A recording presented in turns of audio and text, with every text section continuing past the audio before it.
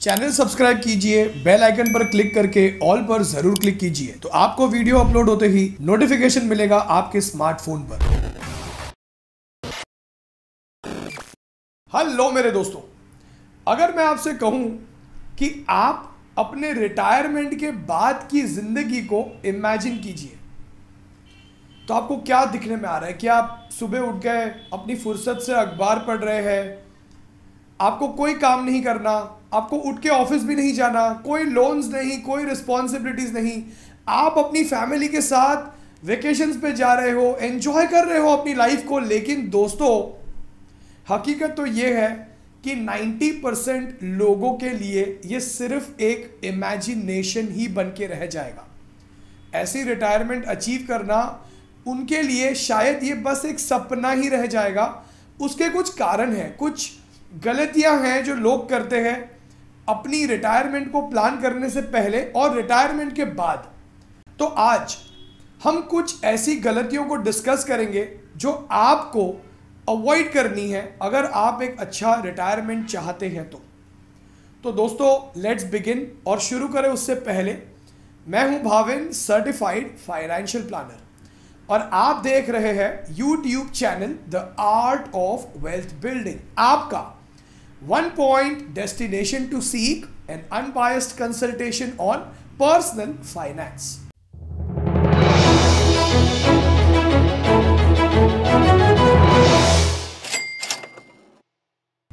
तो दोस्तों, सबसे पहली मिस्टेक जो कि बहुत ही कॉमन मिस्टेक है, दैट रिटायर्ड पीपल और पीपल ड्यूरिंग द रिटायरमेंट वो अपने बच्चों पे डिपेंड करते हैं।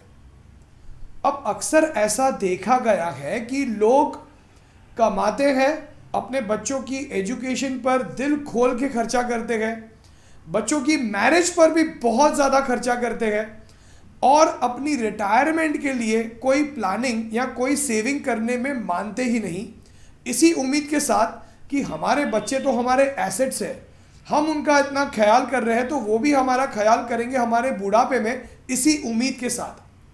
तो दोस्तों, your kids are not your retirement funds.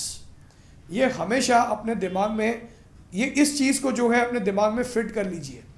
इसका कारण ये है कि महंगाई इतनी तेज़ी से बढ़ रही है कि जब आपके बच्चे शादी करके, जब उनके बच्चे होंगे, उनकी जब रिस्पॉन्सिबिलिटीज़ होगी, जब उन्हें अपना घर खरीदना होगा, अपनी कार, अपने वेकेशंस, बच्चों की हायर एजुकेशन, तो उनकी रिस्पॉन्सिबिलिटीज़ ही इतनी ज़्यादा होगी कि आपका ये उनसे एक्सपेक्ट करना कि वो आपका ख्याल करेंगे, ये एक गलत एक्सपेक्टेशन होगी। तो सबसे पहली मिस्टेक जो अक्सर ऐसी देखी गई है कि लोग करते हैं कि वो अपने बच्चों पे डिपेंड करते हैं रिटायरमेंट के समय पे। तो इस उम्मीद को अपने दिमाग से, अपने दिल से निकाल दीजिए कि आपके बच्चे आपका ख्याल करेंगे आपकी रिटायरमेंट के समय। सो दोस्तों, अब नेक्स्ट मिस्टेक को समझे उससे पहले, अगर आप अपना पर्सनल फाइनेंशियल प्लान बनवाकर ये समझना चाहते हैं कि कैसे आप अपने पर्सनल फाइनेंशियल गोल्स जैसे रिटायरमेंट, बच्चों की हायर एजुकेशन, वेकेशन, बच्चों की मैरिज, घर खरीदना, कार खरीदना, इन गोल्स को आप अचीव कर सकते हैं, और फ्यूचर में आपको कितने पैसे चाहिए होंगे इन गोल्स को अचीव करने के लिए, और आपको अभी से क्या करना होगा, तो आप व्हाट्सएप कर सकते हैं ऊपर आपकी स्क्रीन पर आए हुए नंबर पर। तो दोस्तों, अब अगर हम दूसरी गलती की बात करें तो वो है carrying forward debts during the time of retirement. मैंने कई ऐसे कपल्स को कंसल्ट किया है जो अपनी रिटायरमेंट से 5 साल 6 साल दूर है, और उनका होम लोन है जो अगले 10 साल 12 सालों तक चलने वाला है। तो यहाँ पे ऐसा होगा अब कि जब वो रिटायरमेंट ले भी लेंगे, उसके बावजूद उन्हें जो है अपने होम लोन की ईएमआई को पे करना पड़ेगा रिटायरमेंट होने के बाद भी 5 या 6 सालों तक। अब आप सोचिए, आज जब एक्टिव इनकम चल रही है उसमें से तो उनके लिए ईएमआई भरना काफ़ी आसान हो जाता है, लेकिन रिटायरमेंट के बाद जब उनकी एक रेगुलर इनकम की जो फ्लो है वो जब स्टॉप हो जाएगी, तब वो ईएमआई को कैसे मैनेज करेंगे। और ऐसे में अक्सर रिटायर्ड लोग या रिटायर्ड पर्सनल जो होते हैं, वो उन्हें जो कॉर्पस मिलता है, उन्हें जो ग्रेजुटी मिलती है या सुपर एन्युएशन, जो भी रिटायरमेंट की जो उन्हें बेनिफिट मिलती है, उस चंक ऑफ मनी को वो उठाकर अपनी लोन की तरफ पे करने की सोचते हैं। लेकिन उसके बाद क्या, उनके पास कोई लिक्विडिटी बचती ही नहीं।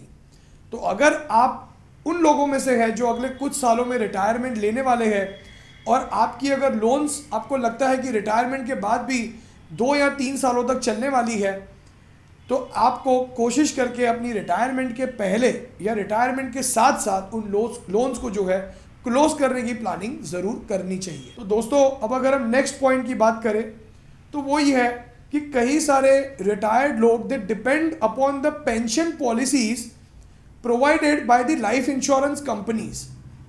देखिए दोस्तों, अगर आप गवर्नमेंट एम्प्लॉय रह चुके हैं और अगर आप ओल्ड पेंशन स्कीम में आते हैं तो आपको कोई चिंता करने की ज़रूरत नहीं है, क्योंकि आपकी जो पेंशन है वो डियरनेस अलाउंस भी बढ़ता है, इन्फ्लेशन महंगाई बढ़ने के साथ साथ, तो आपकी पेंशन भी बढ़ते जाती है। यानी देखो, रिटायरमेंट के बाद जो है इनकम नहीं रहने वाली है, लेकिन खर्चे बढ़ते जाएंगे, इन्फ्लेशन बढ़ेगा, और ऐसे में आपका पेंशन जो है, अगर आप गवर्नमेंट या पीएसयू बैंक या पीएसयू कंपनी से अगर आप रिटायर हुए हैं तो चांसेस है अगर आप ओल्ड पेंशन स्कीम में आते हैं तो आपकी पेंशन भी महंगाई बढ़ने के साथ साथ बढ़ेगी। लेकिन अगर आप उन लोगों में से हैं जिनका जॉब ओल्ड पेंशन स्कीम के अंदर नहीं आता है या किसी प्राइवेट कंपनी से आप रिटायरमेंट लेने वाले हैं, तो आपको जो चंक ऑफ मनी आएगा, अगर आप वो पैसा किसी इंश्योरेंस कंपनी के पास से पेंशन प्लान खरीदने में लगा देंगे तो आपको ये बहुत महंगा पड़ सकता है। क्यों? क्योंकि जो ये कंपनीज है वो आपका पेंशन इन्फ्लेशन बढ़ने के साथ साथ बढ़ाने वाली नहीं है। यानी मान लीजिए अगर आपको 50-60,000 रुपीज़ का अगर पेंशन वो कमिट करते हैं तो वो 60,000 आज तो आपको बहुत अच्छा लगेगा, लेकिन महंगाई बढ़ने के साथ साथ कुछ सालों बाद वो 60,000 आपको कम लगने लगेगा, क्योंकि आपके खर्चे बढ़ने लगेंगे, मेडिकल एक्सपेंसेस बढ़ने लगेंगे, मेडिसिन के खर्चे बढ़ने लगेंगे। तो ये गलती जो कि इंश्योरेंस कंपनी द्वारा प्रोवाइड किए गए पेंशन प्लान्स पर अगर आप डिपेंड करने की सोच रहे हो तो ये गलती आपको बिल्कुल भी नहीं करनी चाहिए। तो दोस्तों, अब अगर हम फोर्थ गलती की बात करें जो कि अक्सर लोग रिटायरमेंट के समय में करते हैं, वो ये है not having enough health insurance. हम इसे मेडिकल इंश्योरेंस भी कहते हैं। दोस्तों, अक्सर लोग क्या करते हैं, जब वो जवान होते हैं, जब वो कमाते हैं, तब उनकी कंपनी के द्वारा, उनके ऑर्गेनाइजेशन के द्वारा उन्हें एक हेल्थ इंश्योरेंस प्रोवाइड करवाया जाता है। अब उस समय पे वो फिट होते हैं, वो काफ़ी हेल्दी होते हैं, तो उन्हें उनके खुद के मेडिकल इंश्योरेंस को लेने की ज़रूरत नहीं पड़ती, या फिर वो ये सोचते हैं कि खुद का मेडिकल इंश्योरेंस लेना वेस्ट ऑफ मनी होगा। लेकिन अक्सर होता ये है कि रिटायरमेंट के समय पे उनका ऑर्गेनाइजेशन का इंश्योरेंस उनके साथ नहीं होता, और ऐसे में जब वो खुद का मेडिकल इंश्योरेंस लेने जाते हैं तब अक्सर हेल्थ इंश्योरेंस कंपनीज उन्हें हेल्थ इंश्योरेंस प्रोवाइड नहीं करवाती। क्यों? क्योंकि तब तक अक्सर रिटायरमेंट के समय तक अक्सर लोगों को या तो डायबिटीज़, कोलेस्ट्रॉल, ब्लड प्रेशर या कभी कभार तो कोई बड़ी सर्जरी जैसे ब्रेन सर्जरी या हार्ट सर्जरी भी हो चुकी होती है। तो ऐसे में नया इंश्योरेंस मिलना बहुत डिफिकल्ट हो जाता है। तो अगर आप उन लोगों में से हैं जो जल्द ही रिटायरमेंट लेने वाले हैं और आपकी रिटायरमेंट के बाद आपको हेल्थ इंश्योरेंस नहीं प्रोवाइड करवाया जाएगा आपकी कंपनी के द्वारा, तो आपका इनफ हेल्थ इंश्योरेंस होना ही चाहिए। एक और डाउट अक्सर लोग पूछते हैं वो ये है कि क्या हेल्थ इंश्योरेंस का प्रीमियम हमारी एज के साथ बढ़ेगा? जी हाँ दोस्तों, अक्सर हेल्थ इंश्योरेंस कंपनीज के स्लैब्स होते हैं, जैसे 25 से 30 तक या 30 से 35 तक। तो इन एज के दौरान जो है उनके हर 5 ईयर्स या 10 ईयर्स के स्लैब में जो है उनका प्रीमियम बढ़ता है। तो अगर आप अपना हेल्थ इंश्योरेंस आपने नहीं लिया है अब तक तो ले लीजिए अगर आप रिटायरमेंट लेने वाले हैं तो, क्योंकि रिटायरमेंट के बाद प्रोबेबिलिटी इस चीज़ की ज़्यादा है कि आपको हेल्थ इंश्योरेंस की ज़रूरत पड़ सकती है। तो दोस्तों, अब अगर हम फिफ्थ मिस्टेक की बात करें जो कि अक्सर मैंने ऑब्जर्व किया है कई लोग ये करते हैं, maybe due to lack of financial knowledge. जब लोगों को रिटायरमेंट लेने के बाद एक मोटी रकम मिलती है उनके रिटायरमेंट जैसे कि ग्रेजुटी या पीएफ की, वो उस रकम से जो है जाकर वो एक प्रॉपर्टी खरीद लेते हैं या लैंड खरीद लेते हैं। वो प्रॉपर्टी इसी उम्मीद में खरीदते हैं कि प्रॉपर्टी का दाम अप्रिशिएट होगा over a period of time और उस प्रॉपर्टी से उन्हें रेंट मिलेगा। लेकिन दोस्तों, ये एक बहुत बड़ी गलती हो सकती है। उसका रीज़न ये है कि इंडिया में मोस्ट ऑफ द स्टेट्स, अगर आप वहाँ पे प्रॉपर्टी खरीदते हैं तो आपको जो रेंट मिलता है प्रॉपर्टी की वैल्यू के अगेंस्ट, जिसे हम रेंटल यील्ड कहते हैं, वो बहुत ही नॉमिनल है, 2 या 3% के करीब है। फिर जब आप प्रॉपर्टी खरीदते हैं तो प्रॉपर्टी को आपको मेंटेन भी करना पड़ता है। कभी टेनेंट आपको फ़ोन करता है कि नल बिगड़ गया, कभी कोई कहता है कलर करवा के दे दो, पेंटिंग करवा के दे दो, तो आपका प्लस सोसाइटी मेंटेनेंस चार्जेस, तो आपका काफ़ी सारा रेंट जो है उस प्रॉपर्टी को मेंटेन करने में चला जाता है। तो ये हो गई एक भूल कि आपने एक ऐसे इंस्ट्रूमेंट में इन्वेस्ट कर दिया जहाँ से आपको रेंट बैंक के इंटरेस्ट रेट से भी कम आ रहा है। फिर हम बात करते हैं अप्रिसिएशन की। तो आपको एक चीज़ का ख्याल ये करना है कि property is a highly illiquid asset. जब आपको अपनी प्रॉपर्टी बेचनी होती है, जब कोई इमरजेंसी आता है और अगर आपको पैसों की ज़रूरत पड़ती है, तो ऐसे समय में आपको बायर जल्दी नहीं मिलता। मान लीजिए आपने बैंक में 50 लाख रुपीज़ की एफडी बना ली फॉर एग्जांपल। अब अगर उस एफडी में से आपको सिर्फ 5 लाख रुपीज़ की ज़रूरत पड़ती है तो आप उसे निकाल सकते हो, लेकिन क्या आप अपनी 50 लाख रुपीज़ की प्रॉपर्टी में से सिर्फ 5 लाख रुपीज़ जितनी प्रॉपर्टी आप बेच सकते हो? नहीं बेच सकते हो। तो ये एक प्रॉब्लम है और कई सारे लोगों को मैंने देखा है कि वो प्रॉपर्टी या लैंड में इन्वेस्ट कर देते हैं इसी उम्मीद में कि वो अप्रिशिएट होगा, लेकिन वो ये भूल जाते हैं कि रेंटल यील्ड कम है, मेंटेनेंस ज़्यादा है और साथ साथ में property is a very highly illiquid asset. तो ये गलती आपको अवॉइड करनी है। तो दोस्तों, अब अगर हम नेक्स्ट मिस्टेक की बात करें तो वो ये है कि अक्सर लोगों को जब अपना रिटायरमेंट कॉर्पस मिलता है, एक मोटी रकम जब उन्हें मिलती है, तब वो इसी उम्मीद में होते हैं कि हम इस रकम को कैसे इन्वेस्ट करें कि हमें ज़्यादा से ज़्यादा रिटर्न मिल सके, हमें ज़्यादा से ज़्यादा मंथली ब्याज मिल सके। और इस चक्कर में अक्सर वो किसी कोऑपरेटिव बैंक में जाकर मोटी रकम डिपॉजिट कर देते हैं। जैसे कि अगर हम पीएमसी बैंक का एग्जांपल ले तो मान लीजिए किसी इंसान ने अगर बहुत मोटी रकम, अगर उनकी रिटायरमेंट की रकम अगर उन्होंने पीएमसी बैंक में डाली होती तो शायद वो रकम उनकी डूब गई होती। या लोग अक्सर क्या करते हैं, किसी प्राइवेट मनी लेंडर को अपने पैसे दे देते हैं जस्ट बिकॉज वो एक ज़्यादा ब्याज प्रोवाइड करवाते हैं उनके पैसों पर, किसी और को पैसे लेंड करके।